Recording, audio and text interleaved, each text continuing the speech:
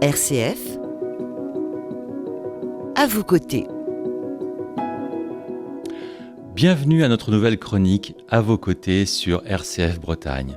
Je suis Alain Forêt, expert en démarche de fin de vie et après décès. En ce début d'année où certains d'entre nous prennent de bonnes résolutions, nous allons parler d'un geste d'amour discret mais ô combien précieux, comment mettre ses papiers en ordre pour épargner ses proches après notre départ.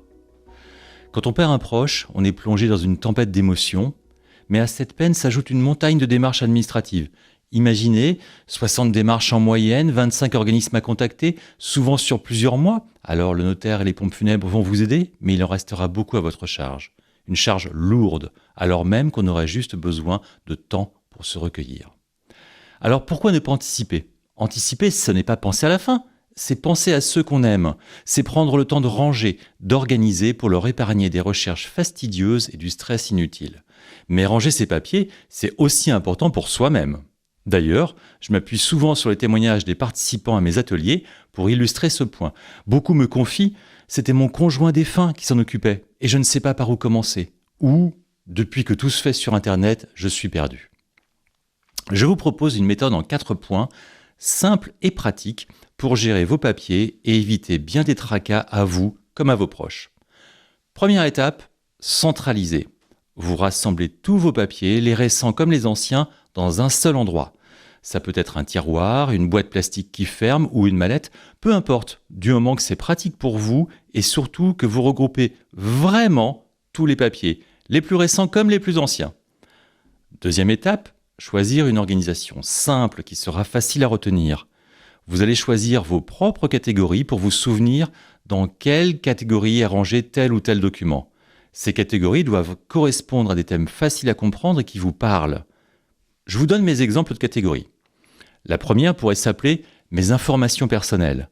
Vous y rangerez vos pièces d'identité, votre livret de famille, votre testament, vos dernières volontés, ainsi que des documents comme un contrat de mariage.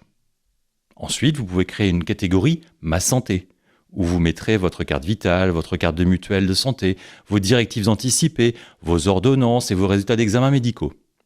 Une troisième catégorie pourrait être « Mon logement », pour regrouper vos contrats de location, factures d'énergie, assurance habitation et tous les autres documents liés à votre domicile.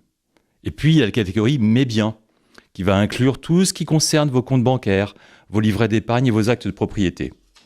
Et enfin, vous pourriez ajouter une catégorie « Mes ressources » qui serait dédiée à vos revenus, comme vos salaires, votre retraite, vos avis d'impôt ou encore vos contrats de prêt.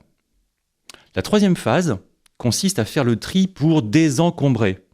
Je sais, on a tous tendance à garder des papiers au cas où, mais posez-vous la question, est-ce vraiment nécessaire ? La bonne réponse consiste à trier les papiers selon leur durée de conservation. Certains documents doivent être gardés indéfiniment, comme les livrets de famille, les actes d'état civil ou encore un contrat de mariage.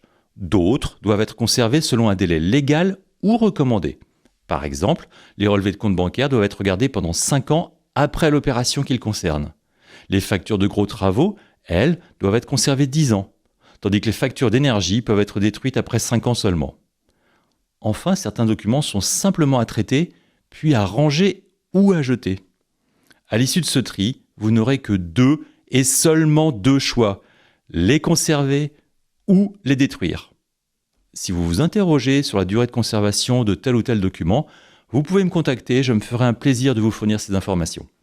Une fois triés, vous faites des piles par catégorie de documents pour regrouper les papiers qui vont ensemble et vous détruisez ceux qui sont à jeter. Dernière étape, choisir le bon endroit de stockage. Il est important de conserver vos papiers dans un endroit sec et sécurisé, comme une boîte à l'abri de l'humidité ou un meuble qui ferme. Et surtout, dites bien à vos proches où ils sont rangés. Si tout cela vous semble encore complexe, sachez que des professionnels peuvent vous accompagner. Chez Adomega, nous aidons les familles à gérer les démarches administratives après un décès, mais nous les conseillons également en amont pour tout organiser sereinement. Un dernier mot à retenir. Anticiper, ce n'est pas simplement prévoir l'inévitable, c'est aussi offrir à vos proches la possibilité de se concentrer sur l'essentiel, leurs émotions et leur deuil. Je vous invite à nous retrouver le mois prochain pour une nouvelle chronique à vos côtés et vous souhaite une excellente année 2025. Merci de votre écoute et à très bientôt sur RCF Bretagne.